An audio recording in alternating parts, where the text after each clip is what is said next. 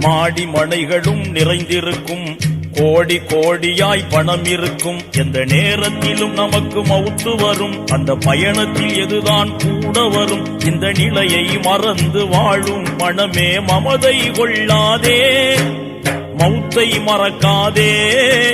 மறுமை நாளின் மாண்பை இழந்து வாழ்வில் மயங்காதே, மனமே மமதை கொள்ளாதே.